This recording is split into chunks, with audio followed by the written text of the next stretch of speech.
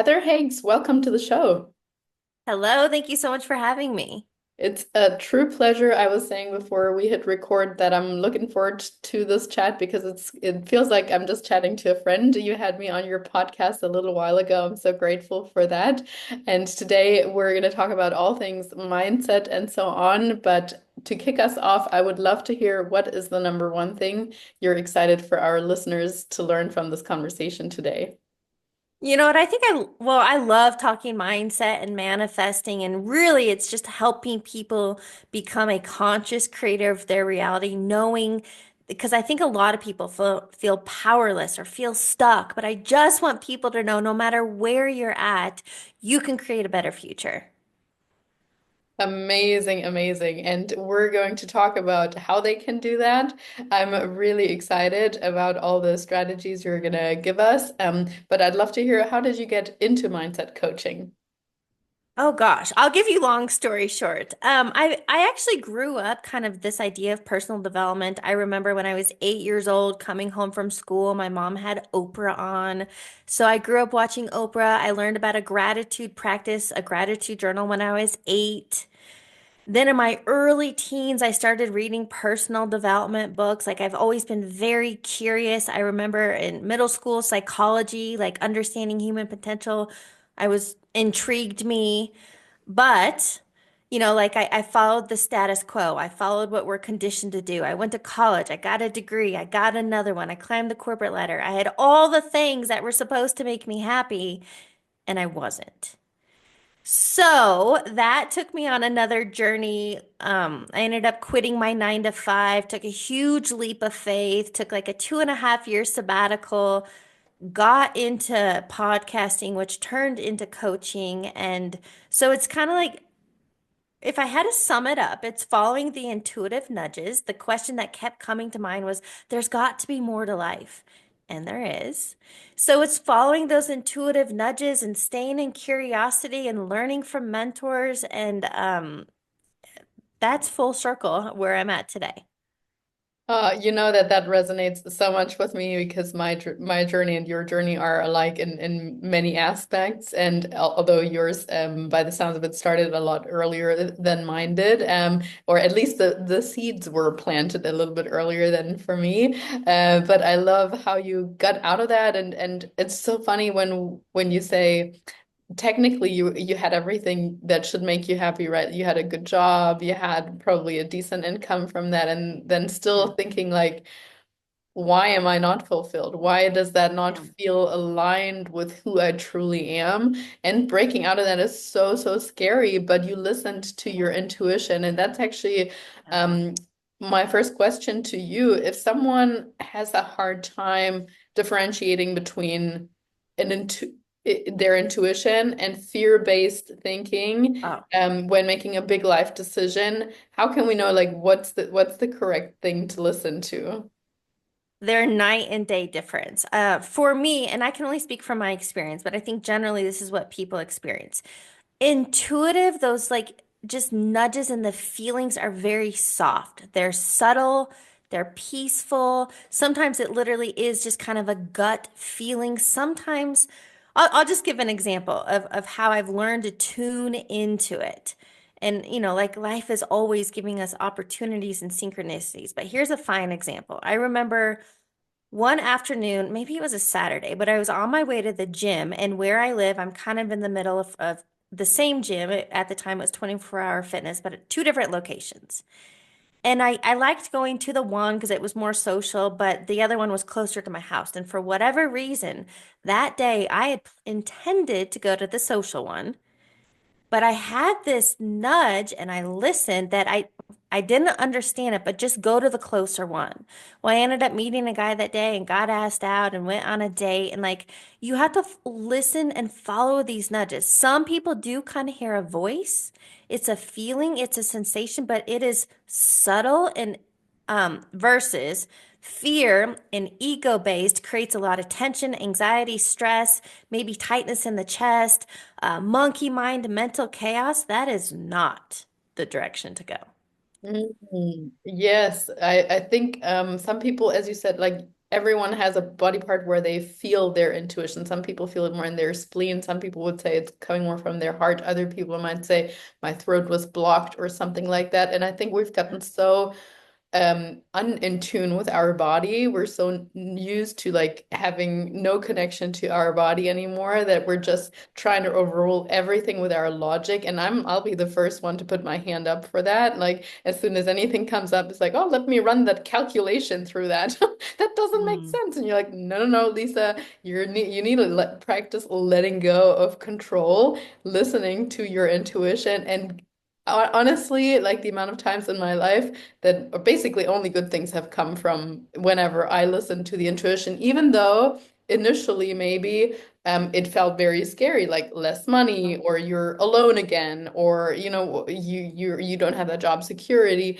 But after a while, if you stick it out, and that's exactly that thing, because many people they might even take the leap and listen to the intuition, but then the next load of fear comes in, where it's like that mm, old you trying to pull you back, and then they panic and then they make some weird irrational decisions and then they say, oh, listening to my intuition didn't really work for me, but it's actually just you didn't trust it enough. You didn't have enough confidence in the whole thing. So no, I really like what you said there in regards to how we can differentiate between that fear being loud, being kind of like trying controlling and in your face versus that not those subtle nudges that we get from our intuition. And so yeah, I mean, a lot of the people listening probably similarly to me, and I don't know if you fall into this category too, but I am sort of a recovering perfectionist as well. And so I'm wondering if you have any specific techniques where we can overcome perfectionism while still keeping our high standards, like whenever in life, essentially, like when we are pursuing anything or in dating, in even with nutrition in our sense here, like I don't want to be have to be perfect, but I still want to keep my standards high. How do you guide people from one to the other?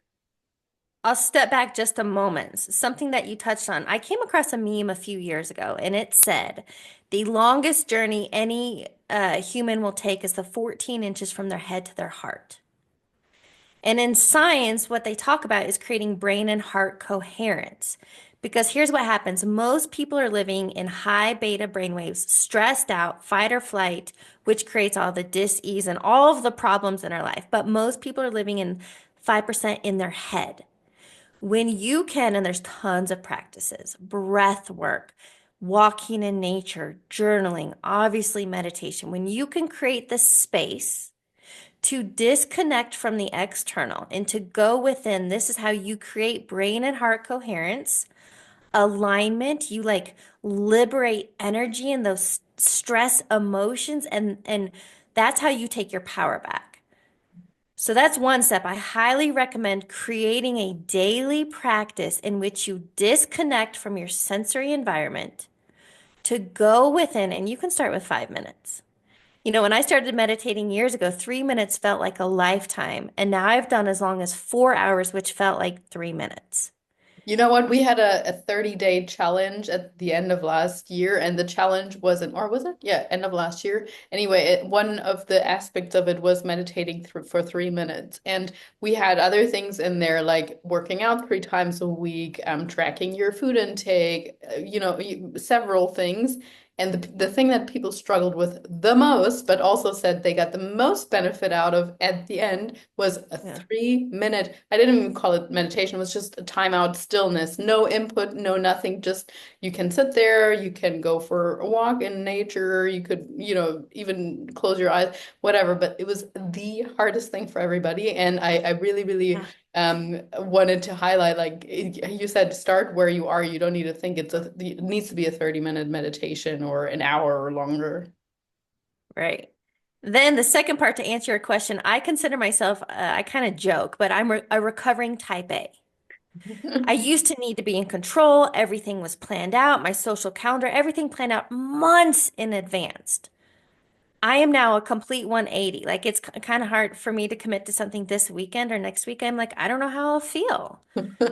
I've not dealt with perfectionism. I very much I think it's more like I dive in maybe without thinking everything through, but I dive in and figure it out as I go.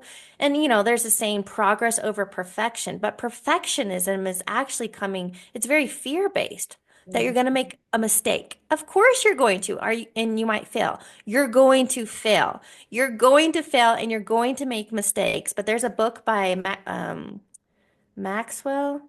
Shoot. What's his first name? Anyway, Maxwell, fail forward, something like that.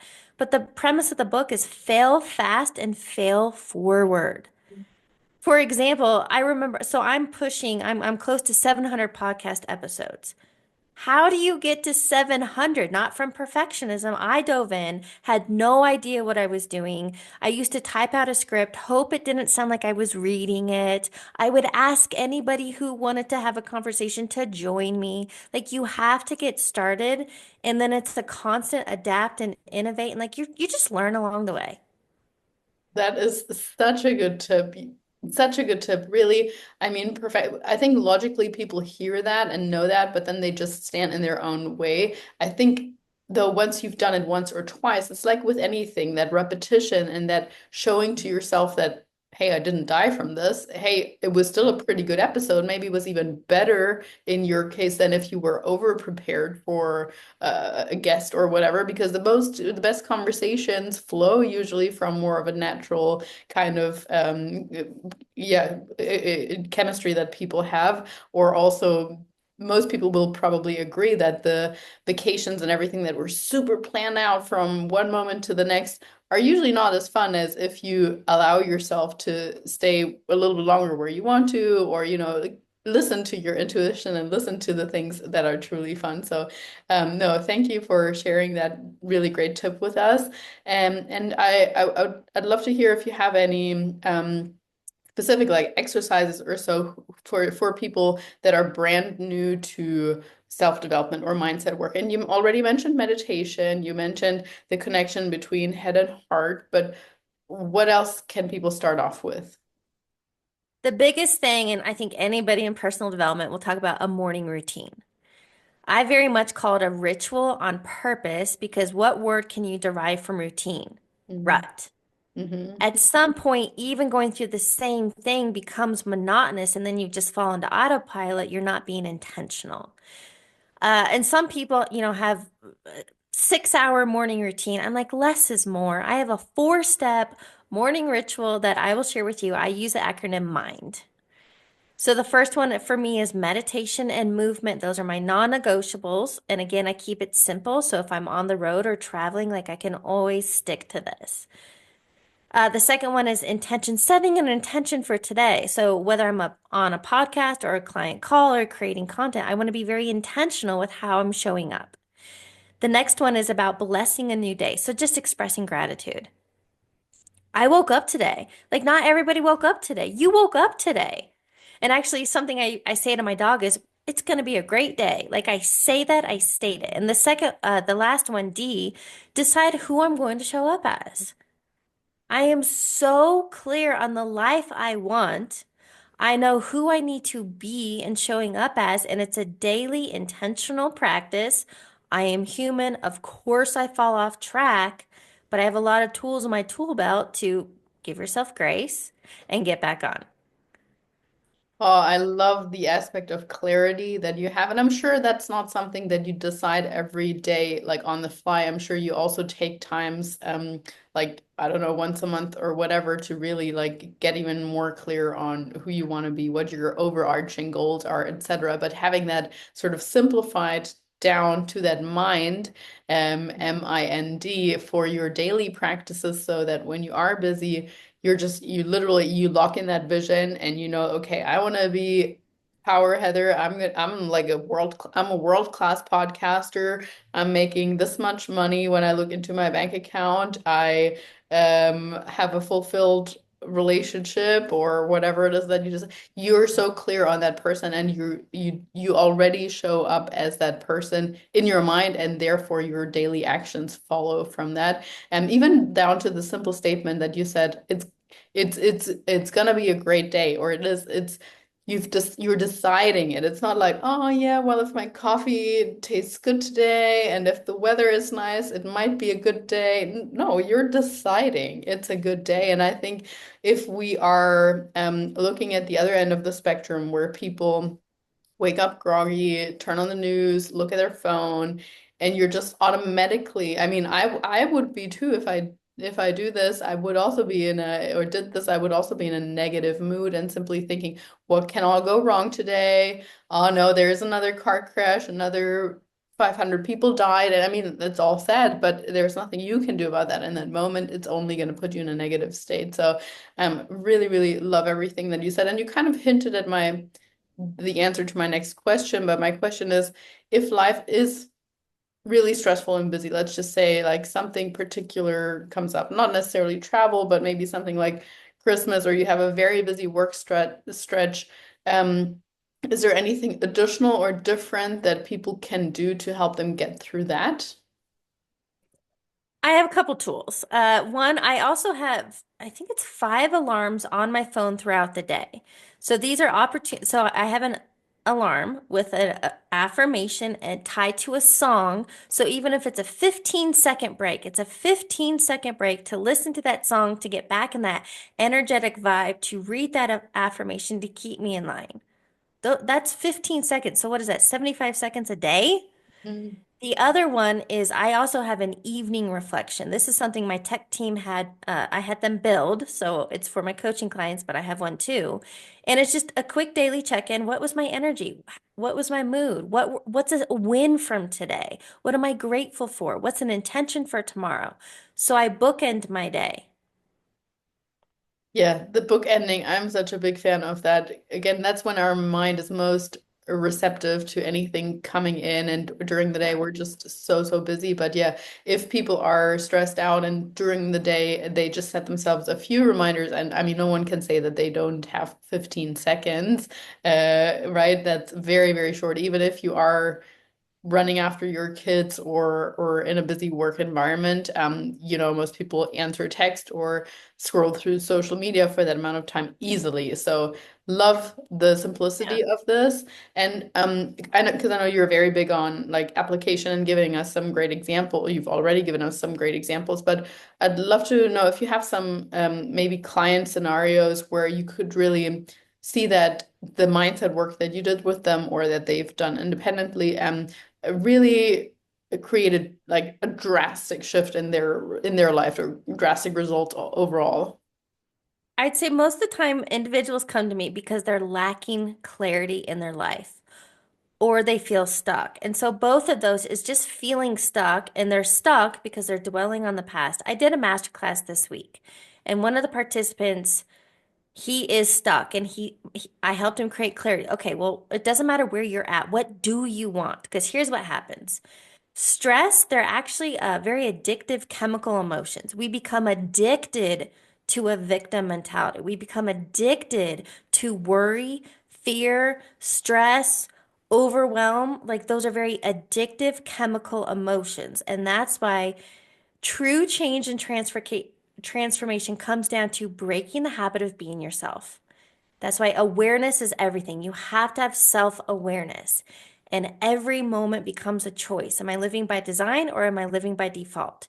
Am I evolving? Am I revolving? It's this constant state of flux based on awareness. So, again, those clients that come to me dwelling on the past. So, this individual this week, he made what he called a poor financial decision in the past that he's still beating himself up for. So think about it. He desires financial freedom. And I said, so picture this. You're driving down the road, but you're focused in the rear view mirror. You're going to keep crashing and hitting obstacles because you're not forward focused. And what we really drilled it down to, because you have to name the emotions in order to break the cycle, he's living in guilt. So Oh. he's living in constant worry, overwhelm, and guilt. Mhm. And this is about like self-forgiveness. Give yourself grace.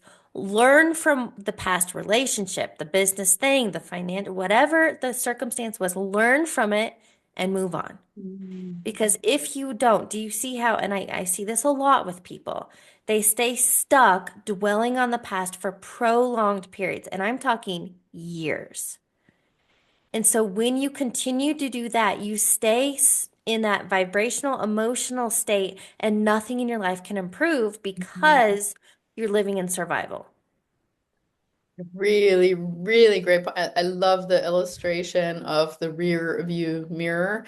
And one thing you and I spoke about in on your podcast was where I was saying that I realized I personally had some conflicting desires, some conflicting beliefs where I was saying, yeah, I on the one hand, I was doing my manifestation and visualization of like, oh, I want this wonderful relationship and a great partner, and yes, I'm ready for it. But at the same time, secretly or subconsciously, I was saying to myself, like, oh man, I love this single life. I love the freedom that it comes Right. with because I had felt what it felt like to feel really kind of locked in and so on. And so I was sending out two conflicting desires and essentially like exactly like you're saying, like kind of I wanted to drive forward. Yes, I was in gear. I did already turn the key into the direction of like a relationship, but at the same time, all I was looking at was just like, oh, I actually like what I see back there also. So I wasn't really Yeah. getting anywhere. Yeah.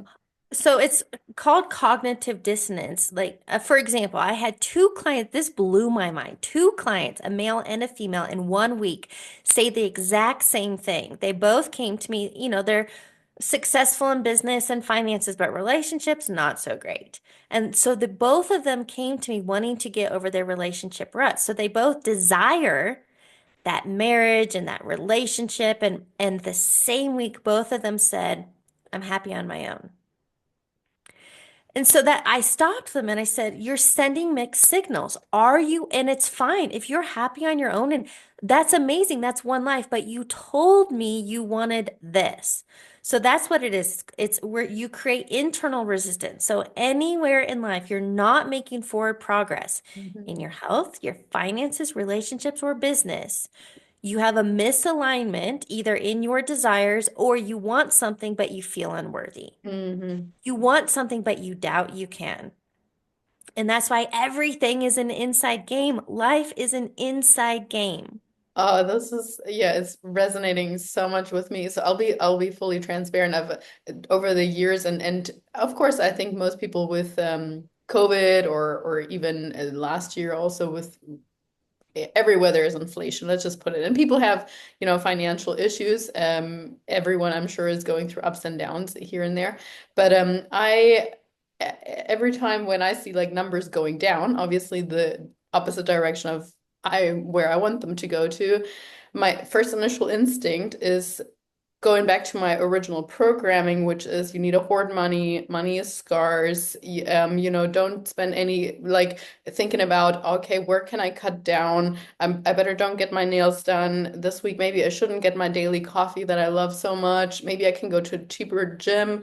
And like it costs me a lot to not give in to those initial instincts. And what I've learned to do as an immediate other opposite reaction is I'm donating money straight away, even though like Man. everything in me feels like so like, no, don't do this. Oh my God, you don't even have enough for blah, blah, blah, blah, blah, whatever it is that you want. And then I'm like, no, I need to override this. I don't want to believe this. I have plenty. There is plenty. I'm donating to something. And it in the first instinct, it feels really difficult. It feels really, really difficult. But yeah, I Yeah. mean, to your point, we cannot continue living in the same old mindset Yeah. while wanting something new and just having that dissonance that you were talking about. I think that's a really great way to put it. I love the example you gave because you caught yourself. So you're catching these limiting beliefs. But if you give that which you wish to receive, life is a boomerang. What you put out, you get back. So even if you're in fear, lack, and limitation, even if you could give a quarter, if you could, if you're at Chipotle or a casual takeout, drop $1. It's the little things. Like it doesn't have to be huge, but if you could, that alone can create this feeling of abundance. You know what I do? And every single time, I love finding money on the ground. Pennies, quarters to me. Finding a quarter feels like I won the jackpot. But when I find a penny, I tend to on social media, like I'll take a picture and my mantra is abundance is everywhere. And I find that penny, I find the dime, I find the quarter, and I express so much gratitude and excitement, which gets me in that high vibe abundance mentality. And when I take aligned action by giving, then opportunities and more abundance comes in. But don't give to get. No. That's different. Mhm. But giving because you know there's an endless supply. Exactly. That's the belief I want to reinforce for myself because my initial thought is like, oh no, there is not enough. I need to hoard Yeah. it. And then I'm like, no, Yeah. no, no, Lisa, you know it's not true. So give it away because there's more coming in. You know what? Since we already touched on it, and this is just top of mind because there's a dating show on Netflix and in the well, I know it's in Europe as well, but it's called Love is Blind. I heard this one, yes. I live in Denver, Colorado, and I guess the next season is coming to Denver. And if you can see on social media, everybody talks about no matter what city they're in, how limited, how scarce, how there's no good people out there. Whatever you believe to be true is true for you. So whether it's money, opportunity, potential dating and partnerships, I have a mentality. We live in a world of 8 billion people.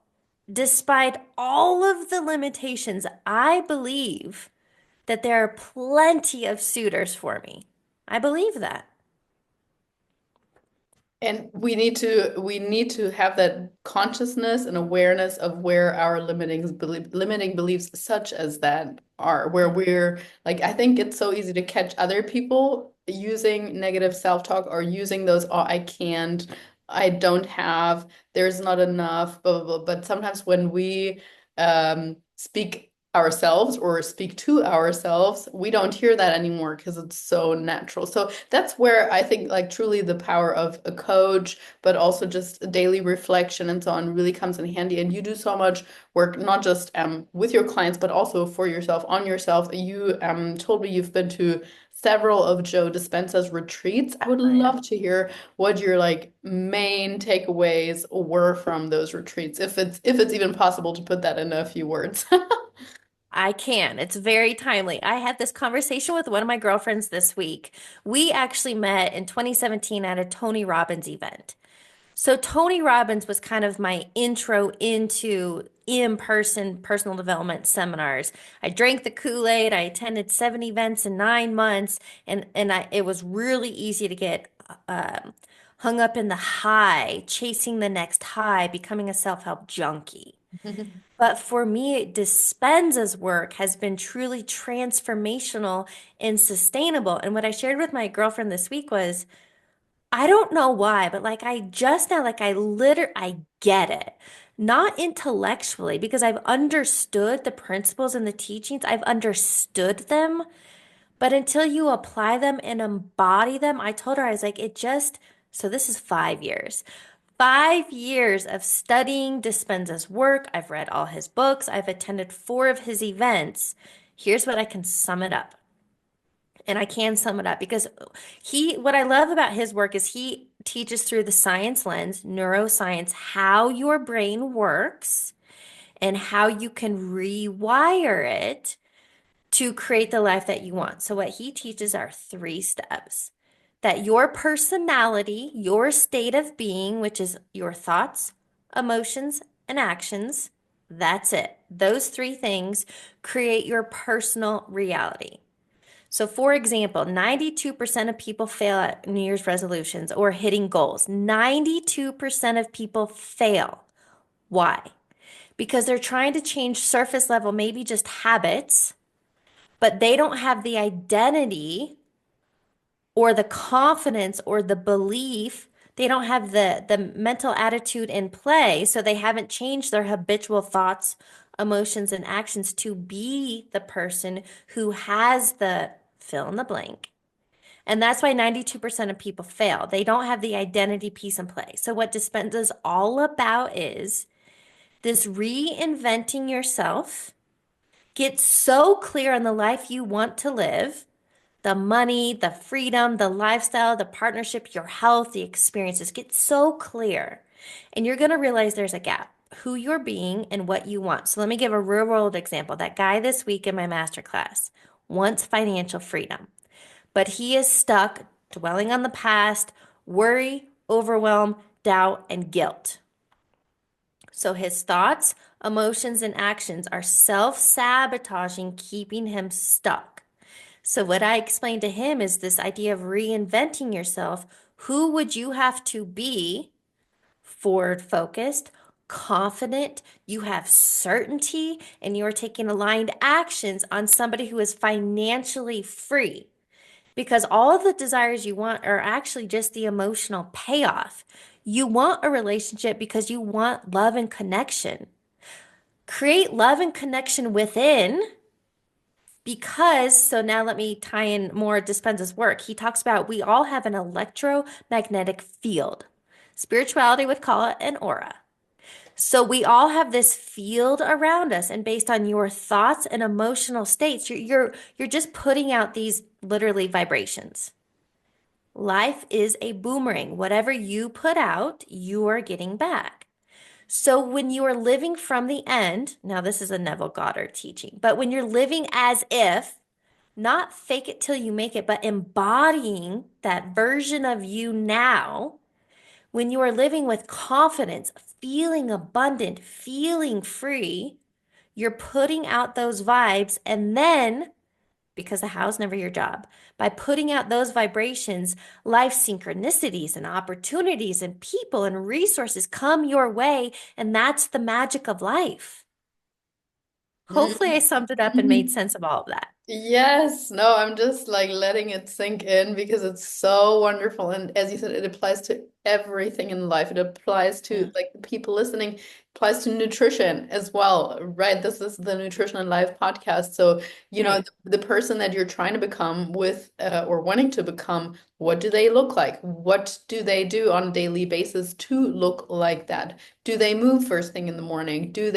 What do they put in their body? What do they do on the weekends? Like, what does that person's life look like? And already showing up as that person. And with regards to the energetic vibe then as well, I think it's so important that we come from a place of like not trying to fix other people, fix the circumstances, but how can I show up better in that? We're so often so caught up with like, how can I this is annoying about my partner. This is annoying about my work. If it was easier with nutrition or with the food and in my house, it would all be easy and so on. So we're so externally focused as opposed to thinking about, okay, what can I already do or how can I show up better to maybe make my partner better or to maybe, like it's supposed to come from within. So I truly love it. And I mean, I just love your commitment to also going to live events. I think people listening, if you're remotely interested in self-development or so, there is really something profound about live events in any field. Of course, the next best thing is like one-on-one coaching in any kind of area, I believe. But aside from that, going to these live events, it's an elevated consciousness and elevated feel or where we're able to like also feel the energy. I'm sure if anyone has been to a conference of any sort, they came back like buzzing and so many new ideas and everyone is just aligned and on the same wavelength and it's so wonderful to experience that. Since you're, health and fitness, another participant on this week's masterclass, that was his desire. He really wants, so he ranked it, I asked people to do a life assessment between a 1 and 10 health, and he ranked it as 6. So there's quite a room for improvement, 40% room for improvement. And he said his biggest block is self-discipline. So if we go back to your personality creates your personal reality, his thoughts, emotions, and actions. Why do most people fail? Diets don't work. Instant gratification doesn't work. For people who are really overweight, if you don't deal with the emotional states that lead to binge eating, you could teach them nutrition and give them workout plans but it comes down to doing the daily reps, but more importantly, because that's just the habits. More importantly, it's the identity, the thoughts and the emotional states of a healthy person. It's a lifestyle change. And I think if that was a big, even for me in business, realizing this is a long game. Mhm. And when I changed that perception that this is all about a lifestyle and a journey, it's who I become in the journey. Someday I'm just not going to wake up. So if you understand there's no overnight quick fix, it's who you become in creating healthy lifestyles, mind, body, spirit. Life, you can have anything you want. Yeah, I think this is a wonderful example because I'm sure many people feel like they're struggling with self-discipline. So in this case, I'm just what draws my attention to that would also be like how much you have to with a client like that, how much you would have to dig into childhood, because I often feel like sometimes things like that stem from a little bit of I want to be a rebel, or maybe like they had a really, really, really strict childhood where, they weren't allowed anything. And so suddenly for him, it's like, okay, now that I'm free, I don't want to be that disciplined person anymore. Or like in other ends of the spectrum, I've seen that so many times when it's just like their identity comes from, or their food beliefs come from their mom, for example. They always saw their mom dieting, yo-yo dieting, doing anything extreme, and so suddenly they're also afraid of carbs, or they're also thinking, I always need to be a size 2, otherwise I'm worth nothing because they've been told that, or because they just saw how the mom was living or so. So I think that's yeah, that's quite interesting because sometimes we have to go quite far back. Is that something that you do with your clients as well, like kind of looking into where the limiting beliefs come from? So again, for me, I really just stay in the emotional states because we don't need to go replay the past. Mm. But think about it like this. Think of an iceberg. Self-discipline is a symptom. If you lack self-discipline, it is a symptom to a much deeper rooted problem. And when I really drill down, generally speaking, if you lack self-discipline, you lack self-love. You don't feel worthy. And again, this is unconscious. So you don't understand why you keep self-sabotaging, but it's because the subconscious mind, your programs are, I'm not worthy, I'm not enough, you lack self-love.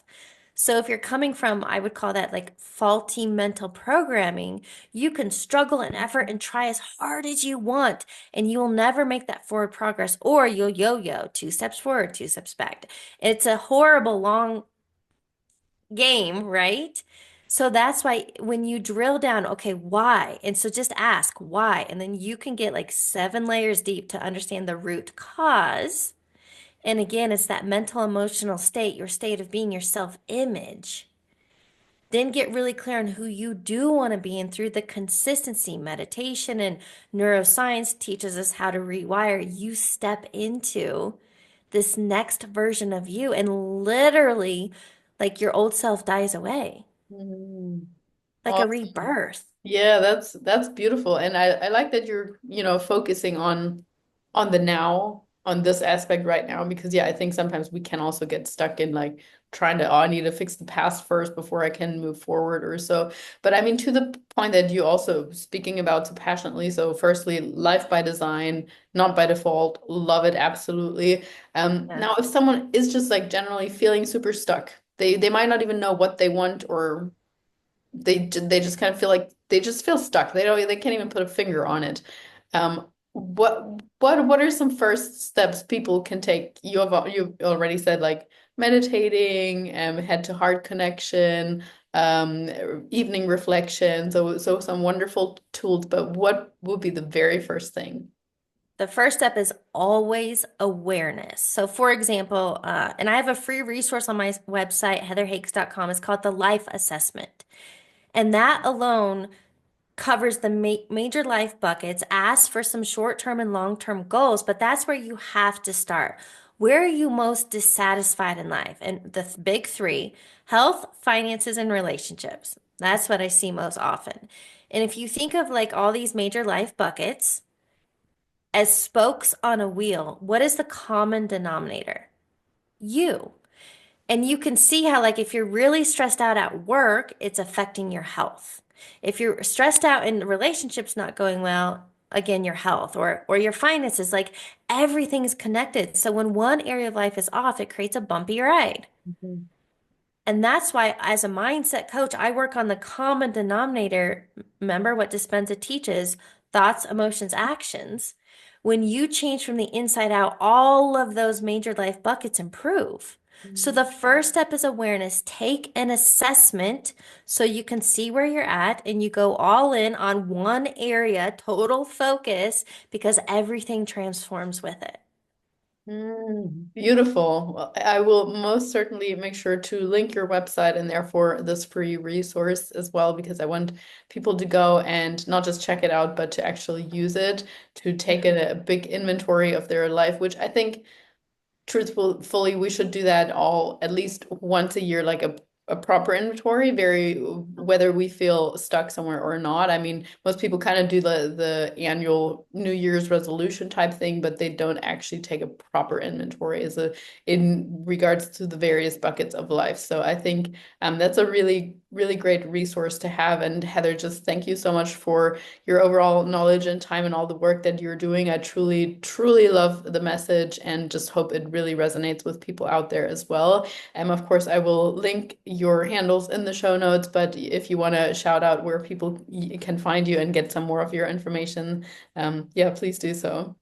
Sure. The best place to start is my website, heatherhakes.com, but I'm on all the social networks. I'd say Instagram's my favorite, but I have a YouTube channel, so tons of free content and a podcast. But again, let's go back to the first step to creating change in your life. The big thing in personal development, knowledge is power.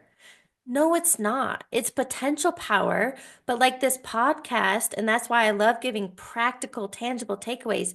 Go implement, go apply something you learned in order to create change in your life. Please do so. Yes, listeners. Amen. Awesome. Thank you, Heather. Thank you.